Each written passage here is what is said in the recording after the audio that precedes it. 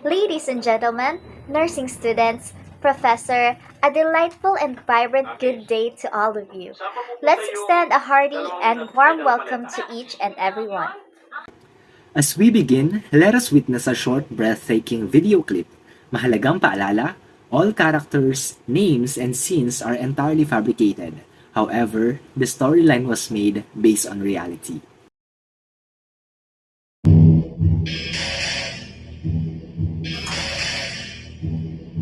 Ako si Leo, 42 anyos, isang manginginom, mahilig sa yosi.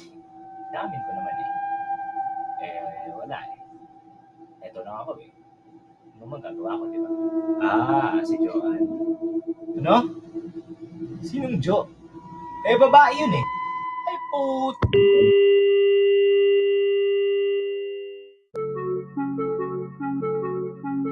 Aalis na kami ng anak ko dito. Masagot ka ba? Tama na ka! Ay, game na ba? Ako si Clara, 37 years old. Biktima ng karahasan. Palagi niya akong sinasaktan, lalo na kapag wala akong nagtitipid na pera sa kanya. Hindi ko alam paano ako lalaban. Mahal ko si Leo, pero may anak rin ako. Tulong.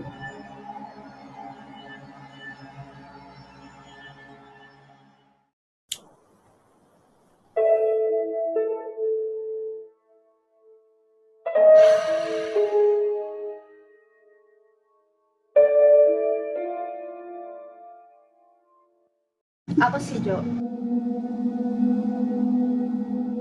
Isang biktima ng karahasan. Ako ay isang bay. Hindi ko gustong maging tulad ni Mama kasi mahina siya. Bata pa lamang ako ay mulat na ako sa pambubugbog ni Papa kay Mama.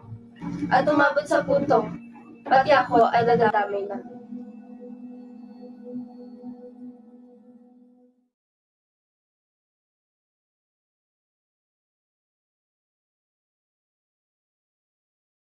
Welcome to our seminar here at the Pamantasan ng Luzon na Marikina.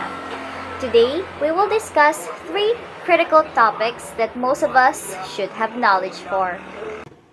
Without further ado, let us begin our event by a short prayer acknowledging the presence of God to be led by Miss Claire Marifosque.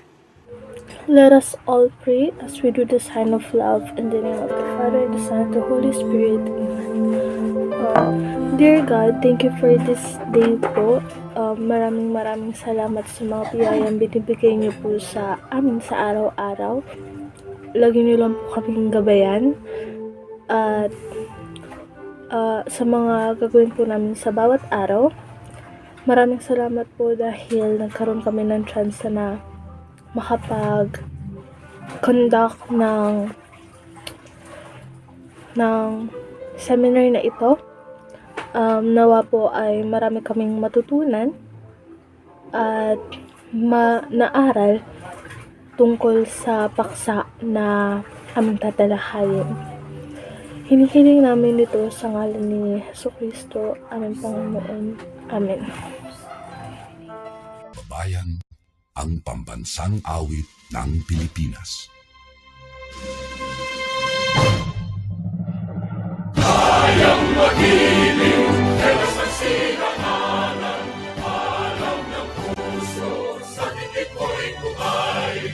Upang hinirang, tuyagan ang magiting, sa manlulupin, di ka pasisingil, sa nagatak tutok sa simoy at sa langit kong panggaw, ay hinatang tula, kawin sa pagkayang minamahal, ang isang lang magkawat mo'y tagumpay na nagtitindig, ang pituwin at araw niya kailan, ang may di magtitindig, lumang ang araw ng warhabit pagsinta, buhay langit sa pilit mo. Ang hindi kaya ng kantay mga api, ang mamatay ng dahil sa'yo.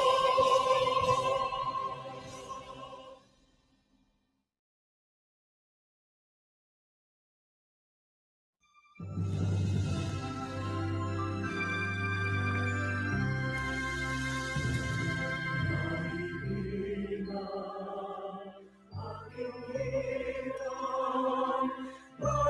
namin minamahal,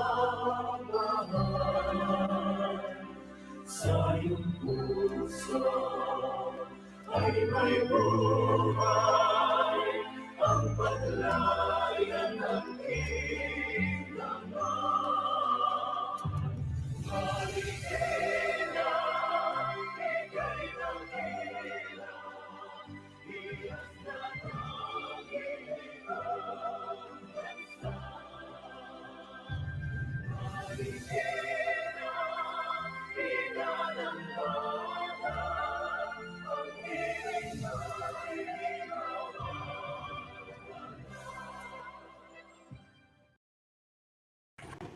Once again, good day, ladies and gentlemen. Before we start the program, allow us to first introduce ourselves. I'm Elizabeth S. Balili. And I am Joyce, your moderator. I am John Deanil Sarato, and we have the honor of being your Masters of Ceremony for this event. Let's keep this introduction short as we are aware that our audience are eager to learn more about this seminar. Alright, it is our pleasure to introduce one of our guest speakers, none other than Ms. Maribel M. Mangalus. Please give her a round of virtual applause.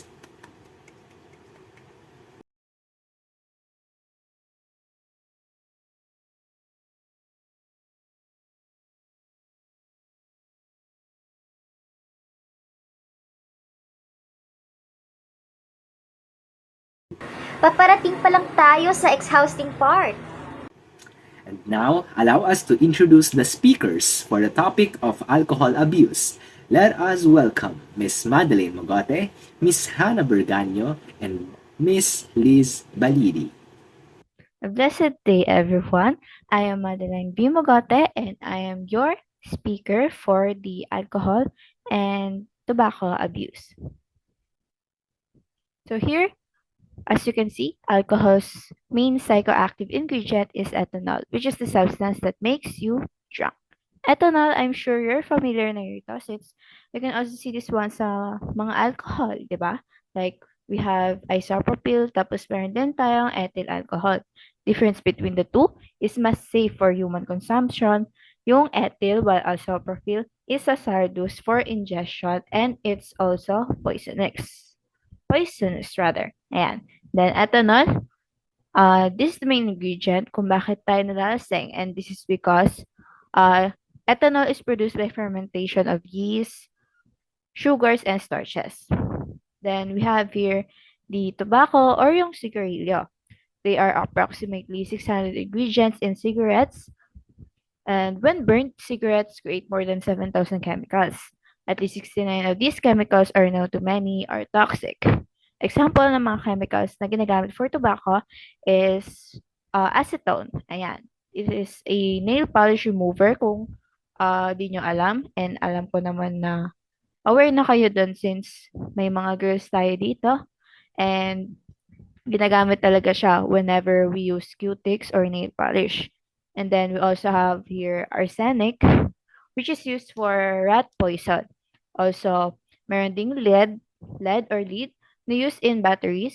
And then we have methanol. Methanol, main component for rocket fuel naman siya. And nicotine, ginagamit for insecticide. And toluene, ginagamit to for manufacture paint. Ayan. Imagine that, lahat yan ipapasok mo sa katawan mo, particularly sa baga mo. Tapos, sabihin na natin nakakailang stick ka for a day. Ayun na, sabihin na natin nakakailang stick ka for a day. Tapos, ang daming chemicals doon. Yes? Nakalagay dito, 7,000 chemicals. Isipin mo yun, te. That's why, hindi talaga dapat ginagawang bisyo yung paninigarilyo. Ayan. Also, we all know that alcohol is not good towards our body. And you can see it very clearly naman. Papansin nyo nga, dyan sa mga daan or di kaya mga nagiinuman, tapos nakita mo na lang kung ano-ano na lang ginagawa, like uncontrollable na yung ingay nila, tapos nagiging white sila. Yung iba naman, tahimik lang malasing, or di kaya yung iba, um, mahina, mahina yung alcohol tolerance, kaya bumabagsak agad. Ayan. Iba-iba kasi yung effects ng alak sa tao. Depende na rin sa, ayun nga, just like what I said, yung alcohol tolerance nila. Or yung term kung hanggang, kung gaano lang yung kaya i-take ng tao sa alak bago malasing. Ayan. And ayun, mas lalong lalala yung effects ng alcohol sa tao if ever man na maging addicted siya or maging dependent na yung tao dito. And as you can see, or you can actually saw this in the movies or TVs. Ayan. Or sa totoong buhay. Just like sa napanood nyo kanina sa AVR. Ayan. Also, same with tobacco. Hindi talaga siya good for our body. Kasi, sabi ko nga kanina, gaya ng sinabi ko kanina, lahat ng chemicals na yon, 7,000 chemicals, 7,000 chemicals, nakakasama siya. And, nakakasama siya sa health natin since isang stick pa lang yun, ang dami ng, di ba? Ang dami ng chemicals. And if napasobra tayo sa paninigarilyo, it's called tobacco abuse. Ayan. And sa alak naman, it's called alcohol abuse naman. And dapat hindi tayo masanay na gumamit ng mga to kasi once na matikman mo siya, nakaka-addict siya and hahanap-hanapin siya ng katawan mo. So, ayun, wag na lang talaga nating subukan na gawin. Ayan. And just like what I've said earlier, meron tayong AVP kanina, nakita natin si Clara, at yung anak niya si Jo ay lagi nabubugbog nung asawa niyang si Leo.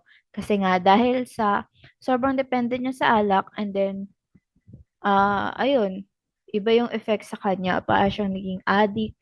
And then, kita niyo naman yung pagsampal niya sa, sa faces ng, yung sa faces nila, sa faces ni Clara and sa faces ni Jo. But let's look naman whether ang alak nga ba at smoking is nakakasama sa ating kalusugan or nakakapabuti ba. Ayan.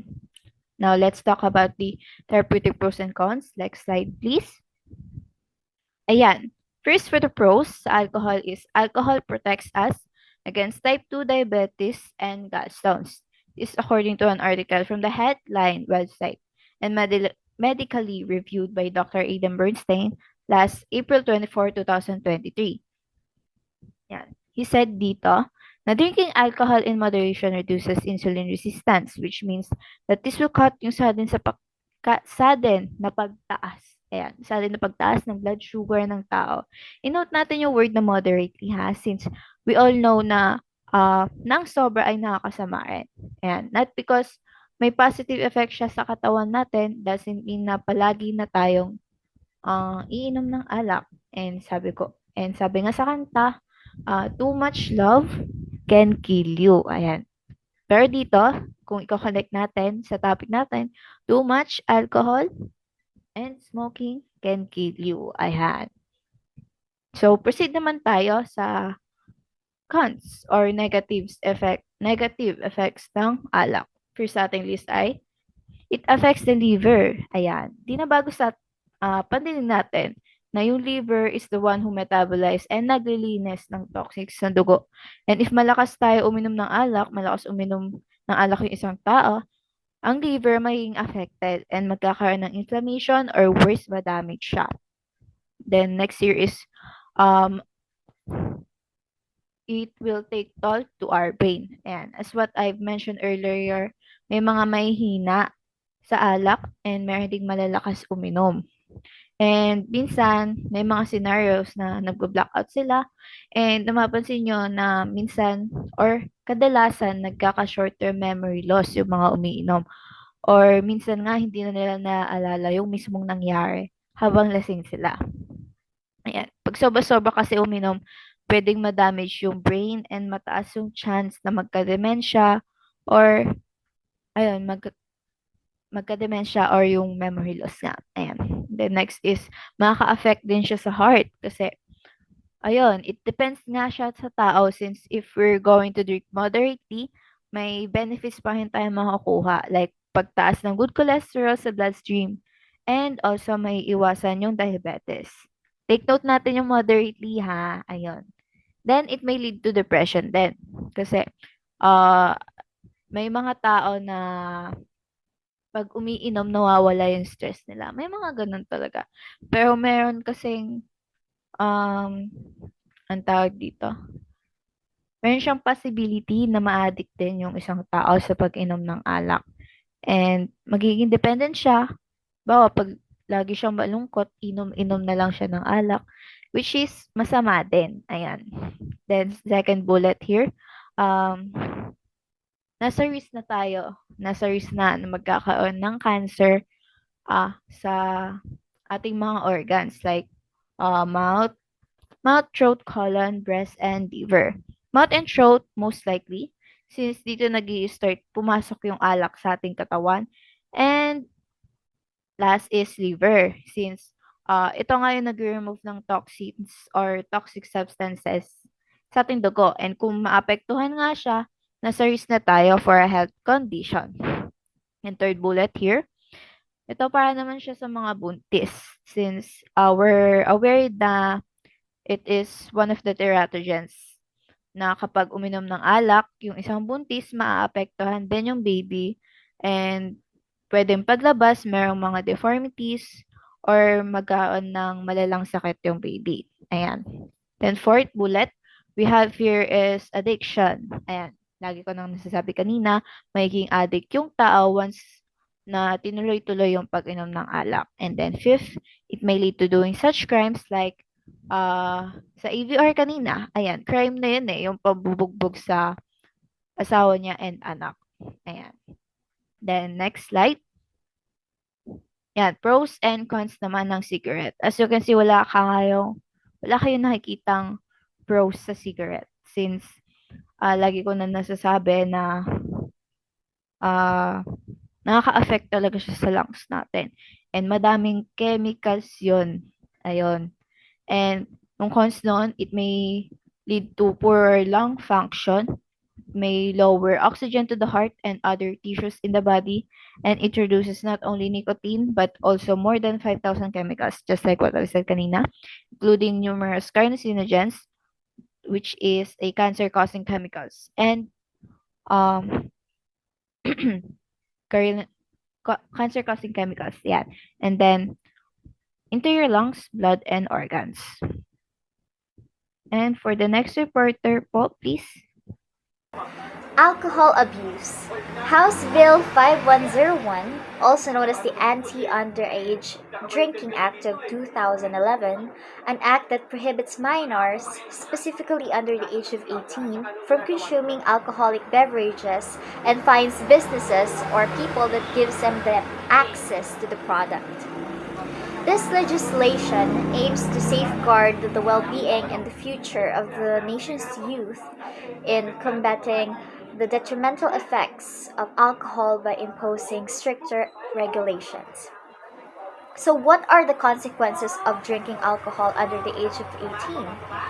Alcohol consumption at an early age can have severe effects on physical and mental development, including stunted growth, impaired brain function, and heightened vulnerability to addiction. Also, it leads to recklessness, increased likelihood of involvement in traffic accidents, violence, and criminal activities. So the purpose of the House bill is to minimize the risk of physical harm through comprehensive education programs, prevents alcohol-deprived behaviors, including unprotected sexual activities, by providing comprehensive sex education alongside information about the risk factors to reduce the chances of unwanted pregnancies.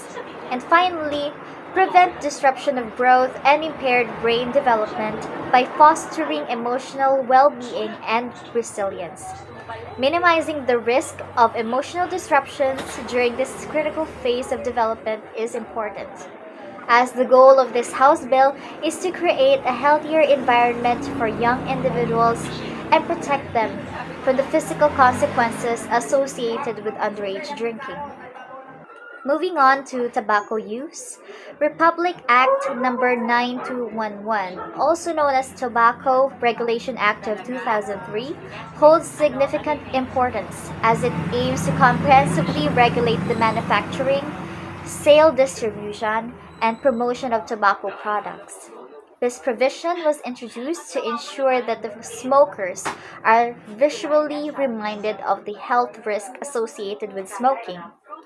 The Act obliges tobacco companies to display cautionary images and messages on cigarette packs, highlighting harmful effects, and to discourage potential buyers and warn current smokers about the dangers they face.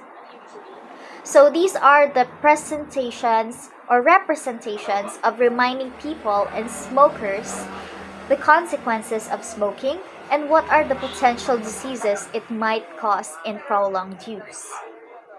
So the main purpose of this Republic Act is to educate the public on the health dangers of tobacco use and cigarette smoking that is responsible for causing a myriad of life-threatening illnesses. All tobacco sponsorships and advertising should be regulated and then outright prohibited to educate individuals about health dangers to prevent individuals from starting or continuing the tobacco addiction, and also to prevent kids or minors from being introduced to cigarette smoking and tobacco usage by prohibiting the sale of tobacco products to minors and provide them with factual information in emphasizing the adverse effects on their health. And that could also help them make smart choices and resist the influence of social pressures. So now moving on with how to avoid and overcome, that is to be discussed by Miss Hannah Berganyo. So good day everyone, I am Hannah May Berganyo and I would be discussing how to avoid or how to overcome the addiction or alcohol and tobacco abuse. So first is to limit yourself. Unti-unti mong bawasan yung mga iniinom mo. Halimbawa, nakaka 5 na bottles ka ng alak or kung ano man drink. Then, next time na mag-inom ka, gawin mong 4, then 3, then 2, then 1. Hanggang sa ma-minimize mo or at least ma-cut off mo yung alcohol intake mo. Ganon din naman siya as well as sa sigarilyo. Kasi, di ba yung iba, minsan nakakailang packs or sticks per day.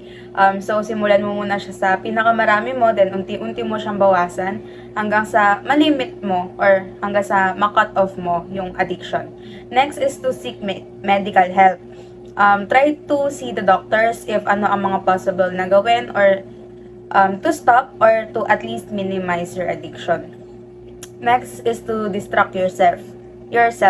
Gumawa ka ng mga bagay or maghanap kayo ng ibang hobbies na pwedeng pagkaabalahan imbis na mag-drink kayo or mag-smoke.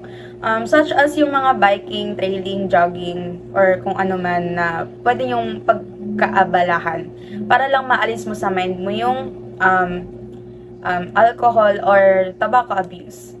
Next is to chew on something crunchy. Ang pagnuya kasi ng something na malutong can reduce the tension by releasing a clenched jaw or at least it can make your mouth busy. Kasi 'di ba kapag nagsusmoke ka, parang may eagerness ka na may parang ipot sa bibig mo. So other than sigarilyo or gumuya ka na lang na parang ng malutong para maano mo yung temptation na yon. Next is to do physical activities. Tulad nga ng sinabi ko kanina, keep your mind off doon sa addiction mo. Do physical activities or workouts para malibang kayo rather than indulging yourself sa addiction or abuse nyo. Keep your life busy sa something na makaka-benefit sa health mo. Next is to don't stock up alcohol on your house. Huwag kayong mag-iipon or maglalagay ng alcohol kung saan makikita nyo or madali nyong makuha. Kasi matitempt kayong inumin yun eh. Halimbawa, may gin kayo sa ref. Tapos, nakita mo, pagbukas mo ng ref, ay may gin dito, ganun. Tapos naisipan mong inumin, edi wala na. Na ano ka na addicted ka na dun sa inumin na yon kasi malapit siya sa iyo eh. Kumbaga, ilayo mo yung mga triggers or kaya yung mga, ilayo mo yung mga ganung bagay sa'yo. Next is to learn to say no. Matuto tayong magpas sa mga kaibigan or tropa na palaaya. It's okay to say no, hindi baling mawalan ka ng kaibigan kaysa mawalan ka ng buhay.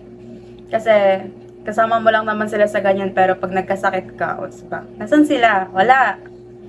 Kaya learn to say no for your own benefits din naman. Next is to never dwell your feelings on alcohol or tobacco.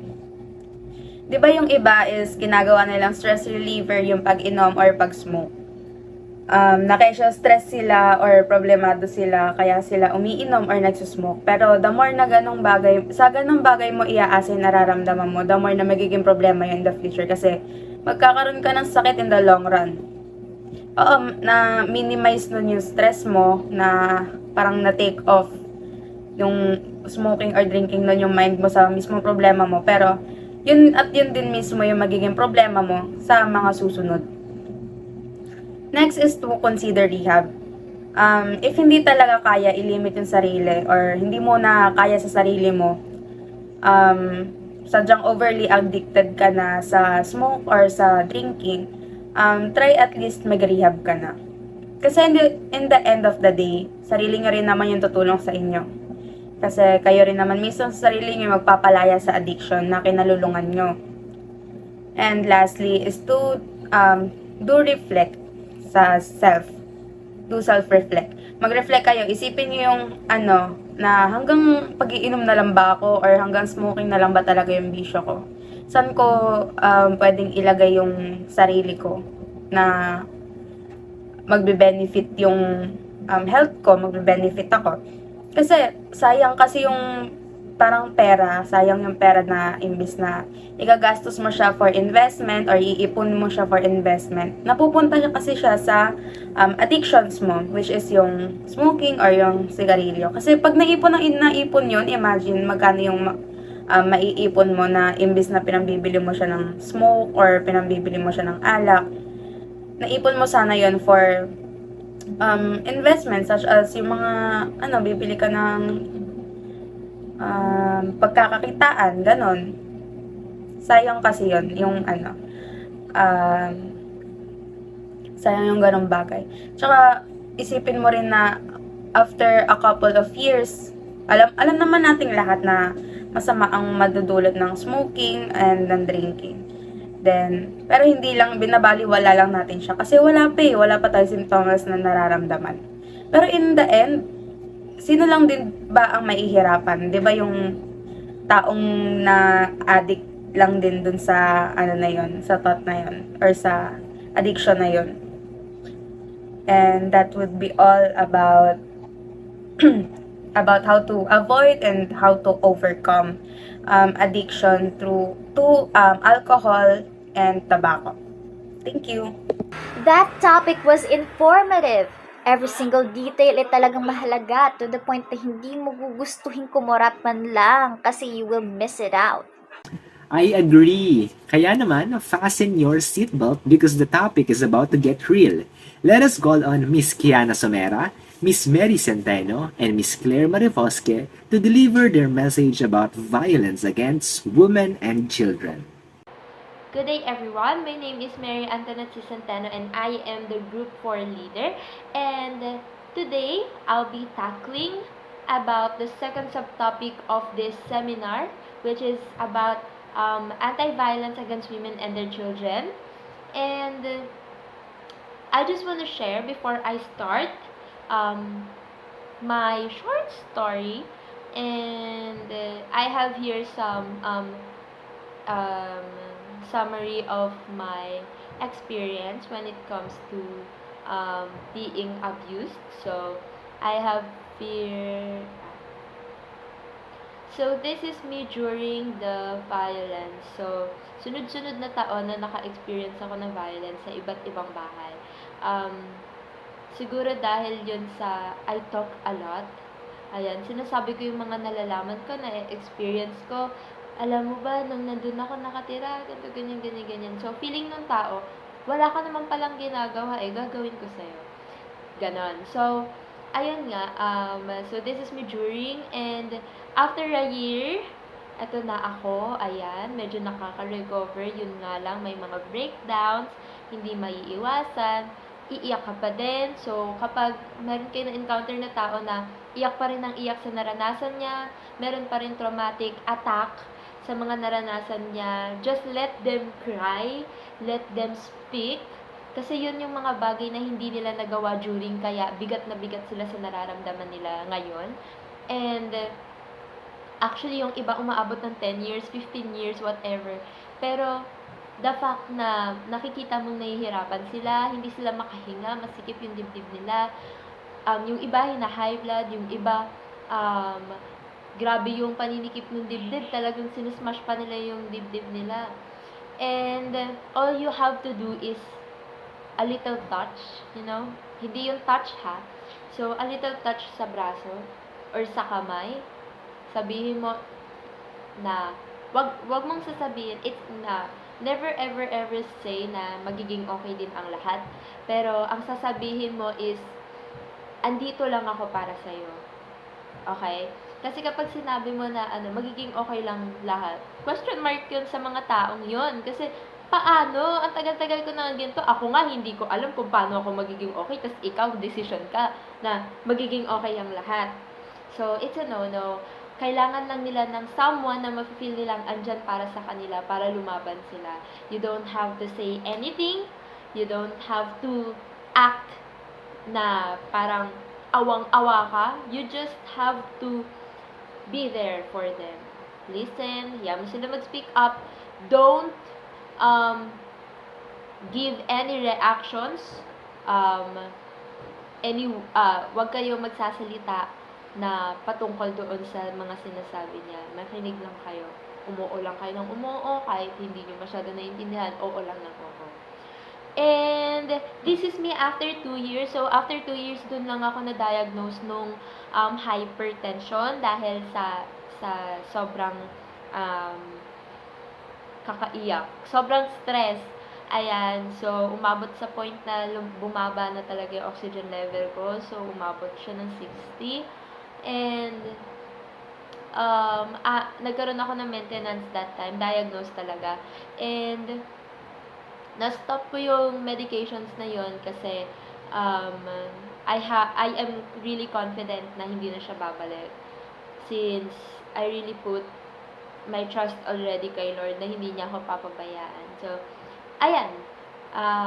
I am healed by God and I am strengthened by the Lord. Let us now move on with the discussion. So, there are 6 types actually ng ng violence, ng violence. So, number 1 is domestic violence. Domestic violence is kahit anong nangyayari sa bahay nyo. So, for example, so domestic violence is a pattern of abusive behavior. So, halimbawa, okay lang naman ang selos. As long as meron reason ng pagsaselosan, halimbawa, hindi siya umuwi kagabi, pag uwi niya, may hiki na siya.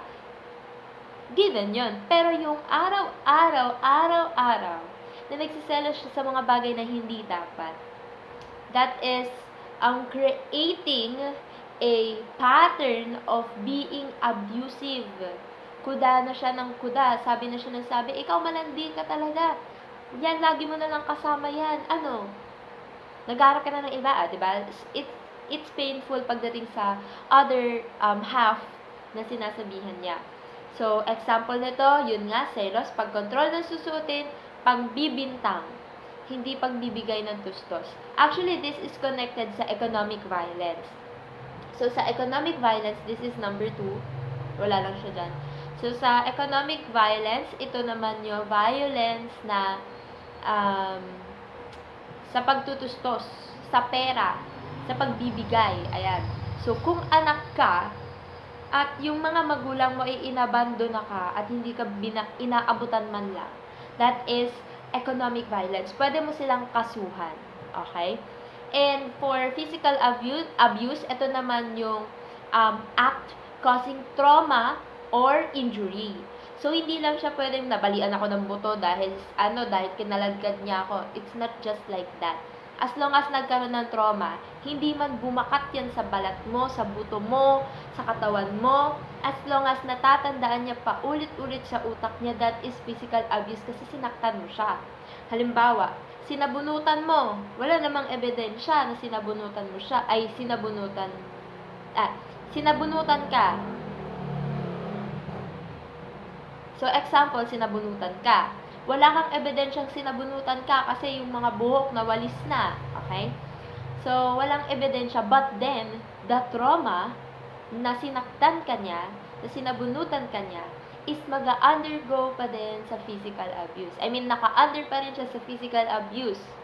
So, kahit walang ebidensya, hindi ka nabalian, hindi ka napasaan, wala kang mapamedical, as long as na-traumatize ka, dahil sa pananakit, that's physical abuse. Ang pamamalo, okay lang yan. Pero yung sobrang pamamalo na sobra na yung takot nung nararamdaman ng bata, and hindi niya na makalimutan, na galit ka pa lang, gumiganto na siya. Diba? So, that's physical abuse. And next is sexual assault or sexual harassment or sexual abuse. Pare-parehas yan. So, it refers to a behavior of a sexual nature that make a person feel uncomfortable, frightened, intimidated, or threatened. So, kapag kasi sexual assault is iba't iba ang nararamdaman ng tao. Yung iba, uncomfortable lang, parang bakit ito nakahawak sa dibdib ko? Bakit, ano gagawin ko dito? Parang hindi ka lang mapanatag. Yung iba naman, sobrang natatakot na pinagpapawisan, nanginginig, yan. And yung iba naman is, tumatatak talaga sa utak nila na hindi na sila makatulog sa gabi. Ayan, iniisip-isip pa rin nila. And, papasok din yan sa psychological violence. So, pag psycho, iniisip ng tao. So, it is an act causes psychological harm to an individual. Psychological violence can take the form of, number 1, coercion. It is the practice of persuading someone to do something by using force or threats. Hinaharas ka. Bina-blackmail ka para gawin ang bagay na hindi mo naman gusto. That's psychological. Bakit? Hindi mo maiisip Parang, ayoko, pero wala akong magawa. Paano kaya kung magpakamatay na lang ako, total wala na akong choice sa mundo. Diba? And another is defamation. So, sa defamation, it is an action damaging the good reputation of someone, slander, or libel. So, ito naman yung, halimbawa is, siniraan ka sa school. Tapos, ang dami mo naging basher. Ngayon yung mga basher mo, tumatatak sa utak mo para ka nang nabubuli. So, that's psychological violence. But again, sa bahay ito, halimbawa, sinabihan ka, ikaw, mabubuntis ka na lang. Ganyan. So, iisip-isipin mo siya and hindi mo marirealize na meron ka na palang psychological problem. And mag-undergo ka sa psychological treatment. At dahil yun sa psychological violence. Ayan. So, number 5 or number 6 rather, gender violence, it is a violence used to someone because of their gender. It describes violence rooted in gender-based power, inequalities, and gender-based discrimination. So, halimbawa, lumaki kang tibo. Tapos, yung mother mo, ayaw niya. Hindi niya tinotolerate dahil Roman Catholic siya, let's say. And alam naman natin na sa Catholic, taliwas talaga sa kanila ang pagiging parte ng LGBTQ+. Dahil sinasabi nila na nasa Biblia daw yon, which is totoo naman. Pero let's say na ganon. Pero ang nangyari is grabe yung parusa na ginagawan sa anak niya. Na pinapalayas niya. So, papasok pa rin siya sa gender violence. Pwede din siyang pumasok sa economical violence. Pwede din siyang pumasok sa domestic violence. Yeah? So, ayan. And now na alam nyo na yung mga types, let us now move on kung ano nga ba yung batas na pwede natin magamit or maisampa sa mga tao na gumagawa sa atin ng mga gentong bagay or violence. So, this is the Republic Act number 9262. Tandaan nyo, 92. Babalik ta rin lang yung 9, magiging 62. So, ayan, it is the Anti-Violence Against Women and Their Children Act or VAWC law in 2004. And it is to protect women and their children and all children from all forms of violence. So, kaya nitong protektahan ikaw bilang anak, ikaw bilang asawa, ikaw bilang pamangkin, ikaw bilang apo, ikaw bilang tao. Okay? So, offenders proven in court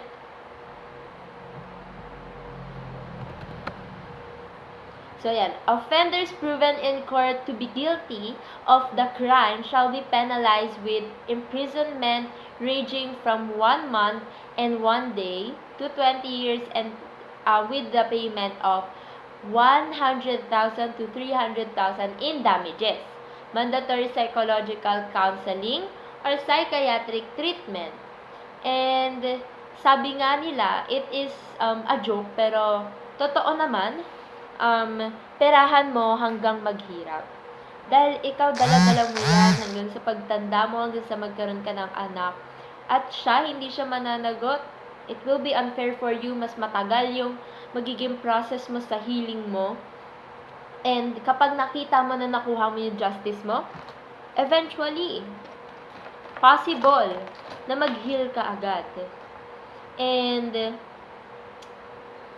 ayun, if ever na na-experience mo to or na-experience mo to recently, go to barangay hall and ipablatter mo. So, after that, go to women's desk. We have it here at Marikina 24/7 sa may sports center. And, ilaban mo. Okay? Ilaban mo. Kung wala kang ebidensya, ang ebidensya mo ay sarili mo. At yun lamang, sana meron kayo natutunan. Tatawagin ko na ang susunod na reporter, Miss Marefosque, please. Magandang Thank you. araw. Ako nga pala si Teresa Clarcy Marefosque. Ako ang magtatalakay about sa kung paano natin malalaman na naabuso na ba yung isang tao or ano ba yung epekto ng violence sa isang tao and abuse. So, ayun, mostly sa mga tao na nakaka-experience ng violence or abuse, nararamdaman nila na mag-isa sila and parang na-insecure sila sa sarili nila. Sa sarili nila. Hindi sila sure sa kung ano yung tama at mali. Kahit na, like for example, alam nila na tama yung ginagawa nila, pero nafe-feel nila na parang mali or may mali. Ganon. In short, parang sobrang nagiging conscious sila sa mga bagay-bagay kahit na hindi naman dapat ika-conscious. Ganon. Like parang sobrang ino-overthink nila lahat. Then, yung common signs naman ng mga taong nakaka-experience ng violence ay natatakot sila na, ayun, fear to stand up. Natatakot sila na ipaglaban kung ano ba yung tama. Tapos, natatakot sila sa mga rejection, ganon. Like, natatakot sila na baka merong magalit sa kanila. Natatakot sila na baka na magkamali. Ayun nga, magkamali. Tsaka, like, ginagawa nila lagi yung best nila. Kasi, natatakot sila na mag-fail. And makita yung mga disappointed na mukha ng mga taong importante sa kanila. Next is feeling of unworthiness. Excuse me. Usually, yung nagiging result din to, may feel nila na hindi sila worth it sa mga bagay na magaganda or mabubuti. Feeling nila na hindi nila ganun ka-deserve pagka merong nangyari sa kanila ng mga bagay na magaganda. Na, kunwari, ma-recognize sila ng isang tao. Ma-feel nila na, talaga bang recognize ako? Ganon. Like, dapat bang napansin to? Parang meron pang mas maayos sa akin. Meron pang mas better. Ganon. Bakit ako? Ganon. Tas, next is feeling helpless. So, usually, na-feel nila to, parang helpless sila. Feeling nila wala silang motivation para gawin yung mga bagay-bagay na ginagawa naman nila normally from the past. Like, nawawala yung pagiging passionate nila sa isang bagay or sa mga bagay na sobrang passionate sila before. Then, next is desperate. Na-feel nila na since if like na so ayun, desperate naman, for desperate na-feel nila na sobrang gusto nila. Yung good example ko dito is like, yung dito naman sa desperate, na-feel nila na desperate sila when it comes to mga bagay-bagay. For example, gusto nung abuser na maging ganto, kunwari, yung abuser is gusto niya na maging cum laude or maging part ng dean's list or president's list yung victim. So, since yung victim is sobrang gusto niyang ma-please yung abuser, gusto niyang maramdaman yung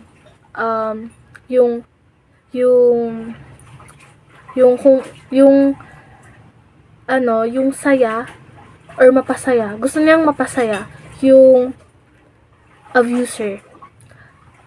Magiging desperate siya na mag-aral ng mabuti. Magiging desperate siya na gawin yung best niya kahit na to the point na makakalimutan niya na yung sarili niya. Ganon. Para lang mabigay kung ano yung kagustuhan ng abuser. Yung mga sinasabi ko is mga example lang to based sa mga nababasa ko sa libro at saka sa mga napapansin ko. Since kasi mahilig ako magbasa ng mga libro about mga ganito. Ayun lang po. Then, yung next is emotionally numb naman. Wala siyang since natatakot na nga yung victim na magpakita na may mga victim kasi na ito ang emotionally numb.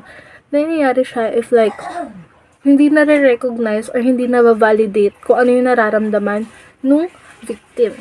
Parang ini-invalidate siya ng abuser or ng mga tao. So, magiging emotionally numb siya. Then, magiging protective na siya sa sarili niya. Since, niisip niya na, since minsan, usually kasi, pagka-abuser, kunwari mag-open up yung victim. Tapos yung abuser, sasabihin niya na, nag-iinarte ka lang naman, hindi naman totoo yan lahat. Bakit ka namang, puro arte-arte lang yan. Ganon.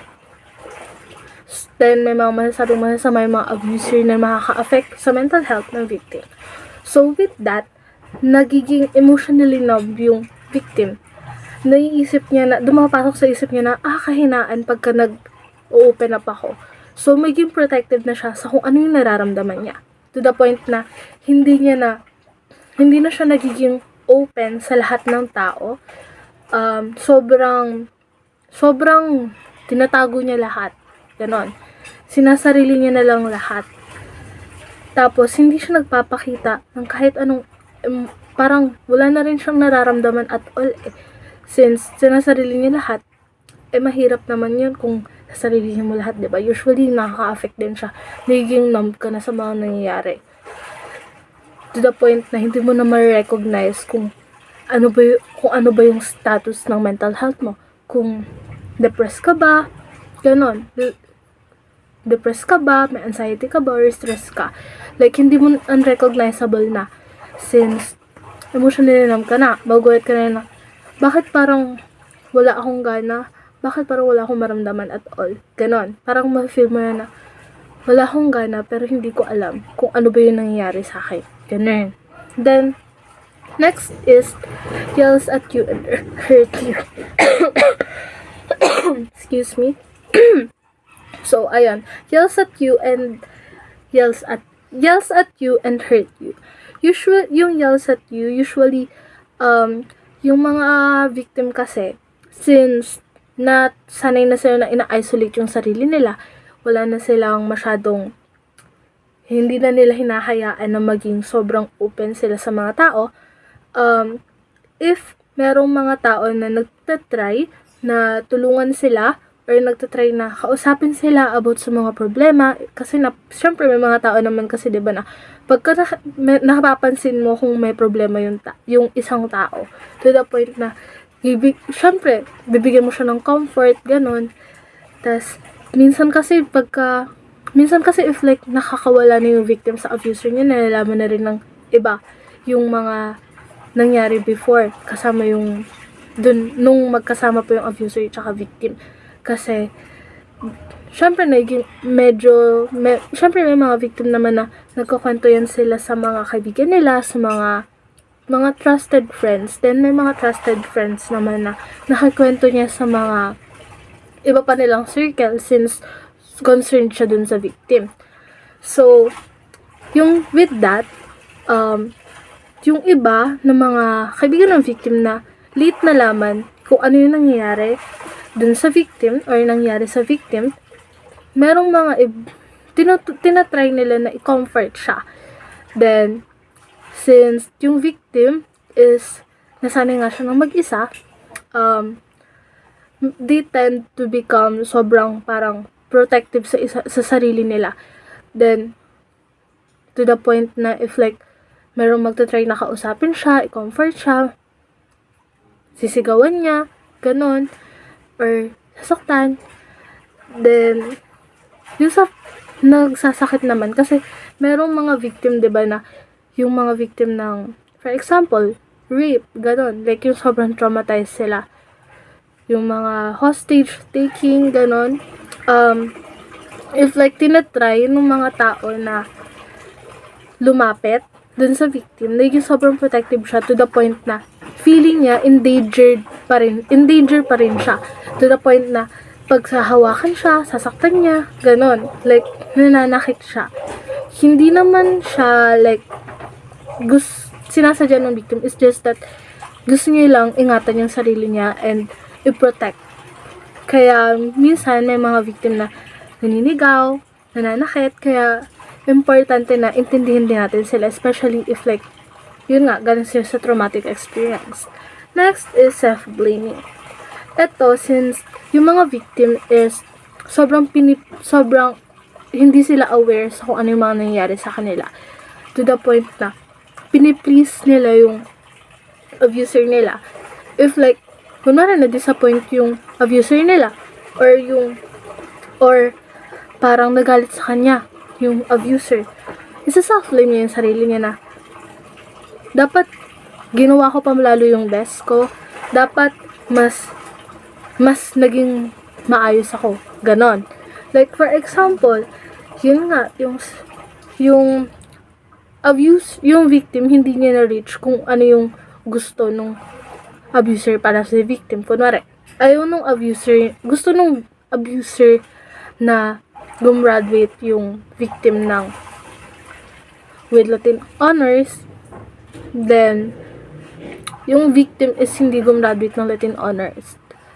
So, ano mangyayari? Madidisappoint yung abuser, marami siyang sasabihin sa victim na magpapaisip sa victim na sana pala ginawa ko yung best ko. Hindi pa pala to deserve. Hindi pa pala ito yung best ko. Dapat mas ginalingan ko pa para hindi siya nagalit, para hindi nagkaganto, para hindi siya na-disappoint. Ganon. Then, yung next naman is being controlled. Dito naman, yung abuser, kinokontrol niya yung thoughts, emotions, and yung behavior ng victim. Like, minamanipulate niya. For example, for example, like, parang ginagaslight niya na, hindi ka dapat ganyan, dapat ganito ka. Like, parang ginagawa niyang ibang tao, yung victim, yung tao. Like, kunwari, yung victim is, ano siya, basta yung yung dito is like, parang, ginagaslight niya or minamanipulate niya yung tao through words, mga emotions, behaviors, ganon. Like, yung example is tapos actually yung being controlled na papasok din siya if like yung sa mga damit. For example, yung boyfriend mo or yung guy, ayaw niya yung girlfriend niya magsusuot ng mga maikli na damit. Tapos yung girl gusto niyang i-express yung sarili niya, gusto niya medyo kikay-kikay, ganon. Gusto niya yung mga nagsusuot ng mga medyo revealing na clothes kasi feel niya sobrang ganda niya, ganon. Tapos yung guy magagalit siya. Then igagaslight niya na, kasi gusto ko na, kasi ayokong mabastos ka, ganyan. Tapos titingin din naman pala yung guy sa ibang girl na ganun yung mga suot. Like, mga sexy, revealing clothes, ganon. Then, yung being manipulated, ayun nga. So, actually, being controlled, being manipulated, and stopping you to do the things that you want is magkakakonekta. Pare-parehas lang siya. Parang manipulation lang siya. Minamanipulate ng abuser yung victim. Yung sa stopping you to do the things that you want, pwede siyang mapasok sa, kunwari, yung guy, gusto niya na ayaw niya na sinasabi niya sa girlfriend niya na ang pangit mo, dapat dapat nagme-makeup ka, ganyan. Ang pangit mo pag nagme-makeup ka, wag kang mag-makeup. Ganon. Like, pinipigilan niya na mag-makeup yung babae, pinipigilan niya na gumamit ng mga filters, kasi ang pangit nga daw. Yung babae, na-feel niya na ang ganda niya pag nagme-makeup siya and nag-filter. Pero, just to please that manipulator or that abuser, titigil niya, syempre. Tapos, another example is, ayaw ng guy na kumakanta yung babae. Ayaw ng guy na kasama nung babae yung mga kaibigan niya. So, ima-manipulate niya yung babae. Then, ayun nga, pumasok din dito yung never let you go out with your friends. Like, merong mga victim kasi na ayaw nila na nakakasama nung girl yung mga kaibigan nila. Actually, may mga abuser na ayaw niyang nakakasama nung victim yung mga kaibigan nila. Kasi, syempre, pwede yung makwento ng victim sa kaibigan nila, yung mga nangyayari sa relationship nila. Then, since hindi niya alam kung tama pa ba yung mga nangyayari. Ito naman, yung sa never let you go out with friends, ayun nga, tas, since parang naging insecure yung abuser usually kasi yung mga abuser na insecure din siya minsan sa mga friends. Kasi, like, tapos, napasok dito yung manipulation na naman, sasabihin na, puro ka na lang sama sa mga kaibigan mo, paano naman ang jowa mo? Ganun. Tapos, yung next naman is, yung signs that someone you know is being abused. Ayun. Signs that someone you know is being abused. First is, gumagawa sila ng mga excuse sa mga injuries na meron sila. Like, paulit-ulit na lang sasabihin nila na, hindi tumama lang ako dyan. Hindi ko lang napansin kasi na meron palang pader. Nauntog lang ako, ganon. Then, next is, nag-change yung personality nila. Personality change. From being a softie, nagiging sobrang irritable sila. Like, sobrang mabilis silang mairita sa mga bagay-bagay. Dun kasi nila nalalabas yung like, emotion na lang nila. Kasi, then, tas minsan, usually, nagiging lutang na din yan sila eh. Kasi, syempre, inisip nila na, kaya pwede kong gawin para ma-please yung abuser ko. Ganon. Then, constantly check yung in with their partner. Like, laging nilang ina-update yung mga jowa nila. Kasi, laging tinatanong na, nasan ka na? Lagi silang hinahanap ng jowa nila na, nasan ka na ba? Ganon. Bakit wala ka pa dito? Ano bang ginagawa mo dyan? Ganon. Then, next is overly worried. Lagi silang nag-worry na baka mamaya mali yung ginagawa nila. Sobrang conscious nila sa lahat ng mga ginagawa nila. Kahit na maliit na bagay, sobrang nag-worry sila. Next is pleasing other people. So, since nag-worry sila na baka mamaya mali yung mga ginagawa nila, they tend to please other people. Like, kahit na hindi naman na dapat nila aakuin. Usually, ganun eh. Inaako nila para lang ma-please yung mga tao. Especially yung abuser nila. Yung napapasok din dito pleasing other people is yun nga. Yung ginagawa niya yung best niya para ginagawa niya yung kung ano yung gusto ng abuser niya. Kasi gusto niyang i-please. Gusto niyang makuha yung validation na feel niya, deserve niya. Ganon. Actually, then, yung next dito is keeping out on work, school, and social outings. Like, nag-excuse na lang siya na, ay, hindi kasi ako pwede yan, meron kasi akong gagawin, ganon. Na, like, usually, bigla na lang tong hindi pumapasok sa school, out of nowhere, bigla na lang siya magiging missing in action. This next is wearing clothes that don't fit the season. Like, nagsusuot siya ng long sleeves, para matago yung mga injuries niya and mga bruises na ginawa ng abuser. And for that, tatawagin ko na yung next reporter. Okay, so next is how to avoid and overcome violence against women. So first is to speak up, speak out. So, ang pagsasalita ay isang napakalaking bagay or tulong sa mga ganitong issue o problema. Ito ay nabibigay ng boses para sa mga biktima ng violence sa ating bansa. Since yung mga victims are traumatized and takot, they require a voice to speak up on their behalf. So speaking up on their behalf, both in public and private, mas naipapakita at napaparamdam natin yung suporta. And hindi sila nag-iisa sa mga ganitong laban.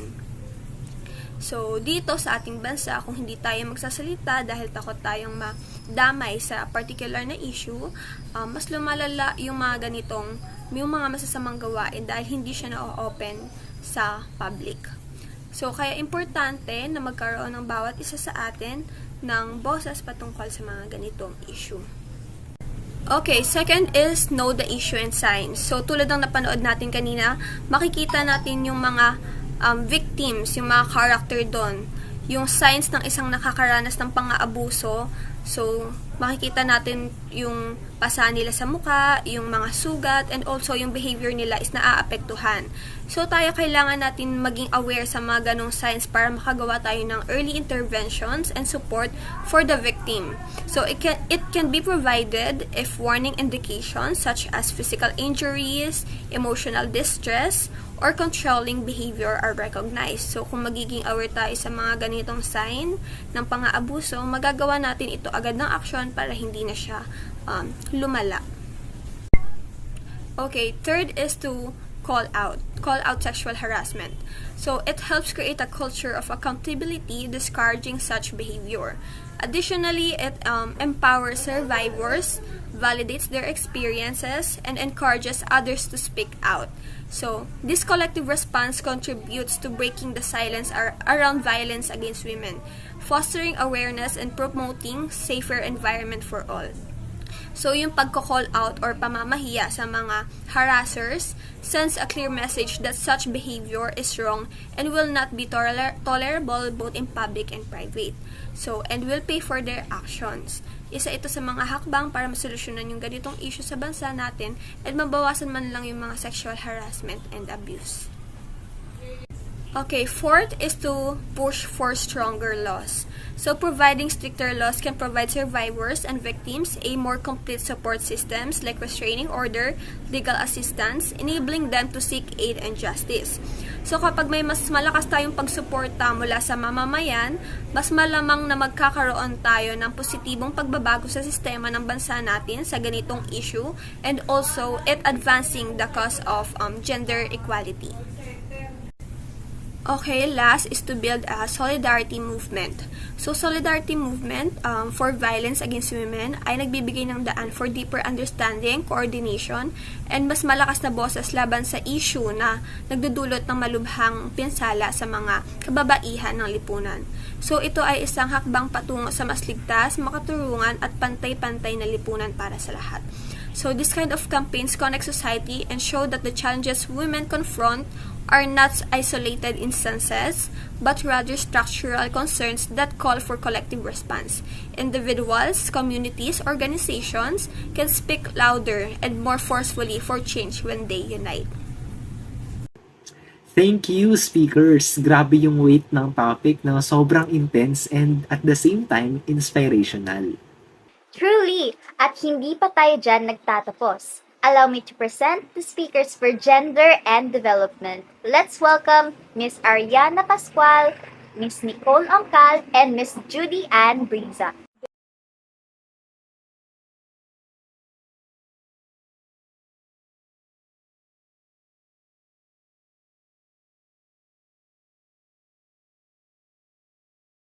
Hey everyone, I'm gonna discuss the pros and cons of gender and development. The pros are, you are able to express yourself in different ways. Yung pag-express ng sarili in different ways ay nakakatulong sa mental and emotional health ng isang tao, lalo na sa members ng LGBTQ. For example, gay pageants. Because nakakatulong itong platform na to ilabas yung creativity through wearing colorful clothes, advocating, and etc. Kaya may mga ganitong klaseng events is for them to express themselves in different ways. Number 2, you may be a role model for others and your actions may help someone else gain the courage to speak and act in support of LGBTQ people. Maraming pwedeng maging proud, ma-inspire at gawin kang role model ng tao na takot bang mag-out ng kanilang gender identity. At mas matutulungan natin silang ma-encourage na mag-speak up dahil sa suporta na makukuha nila mula sa atin. Next is advocating equality. Dito na pumapasok yung gender equality. As we all know, gender equality is a human rights na dapat pinapractice palagi para lalong ma-advocate ang value ng men, women, and LGBTQ members as equal. Fourth, to be a good listener. A good thing about being a part of LGBTQ+ is that you can be a good listener once an individual open up something to you. LGBT people mostly ay magaling silang magbigay ng advice because sometimes alam nila yung feeling na walang kumakausap sa kanila para mailabas yung kanilang thoughts and opinions. So let's move on to the cons of gender and development. First is, others may speculate about your own sexual orientation or gender identity. Dito, before ka pang mag-out ng gender identity mo, maraming tao ang mag-speculate and for sure magpapakalat ng rumors about it. Dahil karamihan sa mga homophobic ay binibase nila yung isang tao sa kung paano ka manamit, magsalita, or gumalaw. Next is, you may become the target of people who are homophobic. Parang yung number 1 lang din. So dito, karamihan sa mga bullies ay homophobic dahil hindi nila nauunawaan and hindi nila natatanggap ang ibang gender identity ng isang tao. Third is, it's hard to come out. It is hard to come out as part of LGBTQ+, since there will be a lot of bullying and attack that is going to happen. And mostly sa family pa sila unang nakakatanggap ng judgment. That's why maraming takot na mag-out ng kanilang identity. Fourth, sometimes getting attached will hurt you. One of the most common stereotypes about being part of LGBTQ is that you will only be loved because they gain something from you, and if they get it, they will easily get rid of you. Fifth, or the last part, don't expect that everyone will accept your sexuality or gender identity, because not all people will accept you or understand you if you're a member of LGBT. So be prepared for the bashing, the hate, and the painful words and actions that you will get from the people you are against it. That is all. Thank you. How to overcome LGBTQ plus discrimination. Hindi natin mapipigilan o makokontrol ang diskriminasyon, ngunit lahat tayo ay may magagawa sa kahit isang maliit na aksyon, gaya na lamang sa pagsita sa mga taong nagsasabi ng hindi maganda sa miyembro ng LGBTQ+. Isang halimbawa ng diskriminasyon ay ang pagsasabi ng salitang bakla, bakla, tomboy, tibo na nakakainsulto sa miyembro ng LGBTQ+. Isang halimbawa na pumutok noon ang balita na inaresto ang isang trans woman na pumasok sa CR ng mga babae. Maraming netizen ang umalma sa balitang ito at nagsabi na kahit pasabihin na nagpa-sex change ang trans woman na yon, ay lalaki pa rin siya dahil lalaki siya isinilang.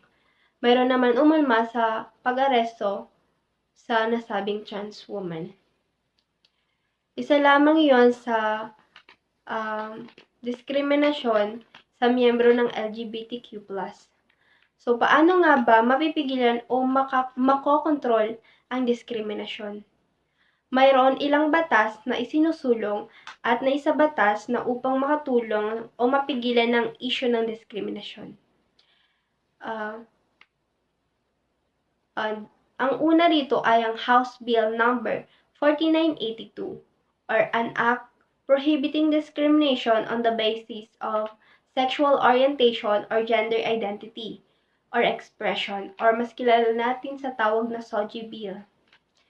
It intends to enact laws that will protect persons from economic and public accommodation based on their sexual orientation, gender identity, or expression.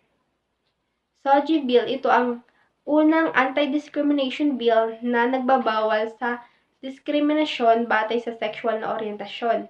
Ito ay inihain sa Kongreso noong 2000 or 2000, mahigit 2 dekada na ang nakalipas, subalit hindi pa rin ito na isa sa batas sa kabila ng paghahain nito sa bawat kongresong nagdaan.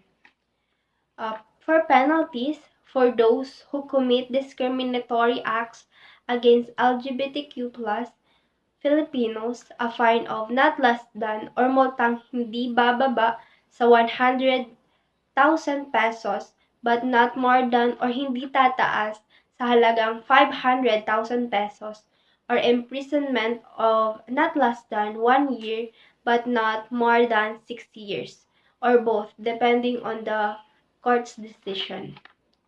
Ang pangalawang batas ay ang the Anti-Bullying Act of 2013 or Republic Act number 10627 and Department of Education DepEd Order number 40, the DepEd Child Protection Policy. It guarantees the protection of children in schools from any of violence, abuse, discrimination, or exploitation, including on the basis of Sochi Bill. Moreover, the implementing rules and regulations of the Anti-Bullying Act of 2013 defines gender-based bullying as any act that humiliates or excludes a person on the basis of perceived or actual sexual orientation and gender identity. O sa madaling salita, ang Republic Act number 10627 o Anti-Bullying Act ay nagbabawal sa anumang uri ng pambubuli sa loob ng paaralan, sa mga school-related function at maging sa pamamagitan ng teknolohiya. Ang sinumang mapapatunayan ng bubuli ay papatawan ng kaukulang parusa habang ang nagsumbong ay mananatiling confidential. For the penalties, a fine of not less than 50,000 pesos, but not more than 100,000 pesos. At least 6 months, but not more than 1 year imprisonment, or both fine and imprisonment. To continue this discussion, I will call Miss Ariana Ray Pascual, the next reporter. So now let's move on to the next law, which is RA 11166, or the Philippine HIV and AIDS Policy Act. So under this law, it recognizes sexual orientation, gender identity, and expressions as grounds for discrimination. So Republic Act 11166 will help in expanding access to evidence-based HIV prevention strategies, access to the means to prevent sexual transmission of HIV and transmission associated with drug use such as condoms and other commodities remains a critical need for curbing the rising pandemic, which is HIV. Hello everyone, I am Ariana Pascual, and today I'll be discussing about gender and development. Before we dive deep into gender and development itself, let us first separate the two words, gender and development. So what is gender? Gender is a social construct used to classify a person as a man, woman, or some other identity fundamentally different from sex assigned at birth. Gender is often closely related to the role that a person plays or is expected to play in society. So to add to this, gender refers to the characteristics of women, men, girls, and boys that are socially constructed. So this includes norms, behaviors, and roles associated with being a woman, man, girl, or boy, as well as relationships with each other. So as a social construct, gender varies from society to society and can change over time.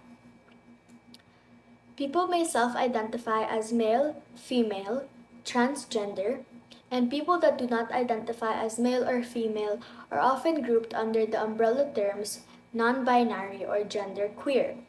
But the range of gender identifications is unlimited. Now, ano naman ang development? So development is a process that creates growth, progress, positive change, or the addition of physical, economic, environmental, social, and demographic components. So it's pretty much self-explanatory, nandun na sa mismong word, development, develop, and growth. So, yun. Thank you, speakers. Although marami na talagang information sa utak namin, ang galing kasi we can still absorb them. Ang huhusay nilang lahat. Legit, I agree. No, super clear the way how they explain each topic. And now, let's take this opportunity to recognize the time and efforts of our listeners by granting them certificates of appreciation. We are now ending our program, and we would like to extend our heartfelt gratitude to everyone for being and staying here with us today. We hope that this seminar has made a significant impact in your life. As we close, Calling the attention of Miss Ongkal for the closing prayer and singing of the PL Martin. For the closing prayer, Let's bow our heads and feel the presence of Lord. Dear Lord, thank you that you promise us that when two or more come together in your name, you are with us. Thank you, Lord, that you have been with us throughout this lesson, and that you are with us right now. Inspire us as we leave this place to love and serve you only. In the name of Jesus, Amen.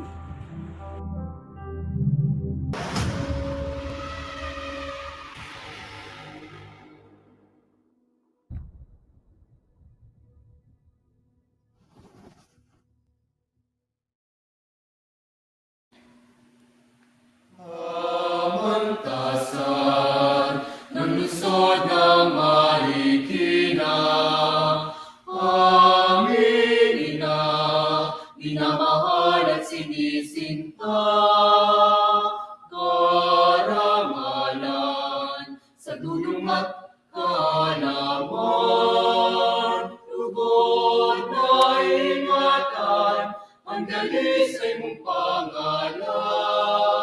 Sa tuwing ay gabay ka, kasama sa aming buhay.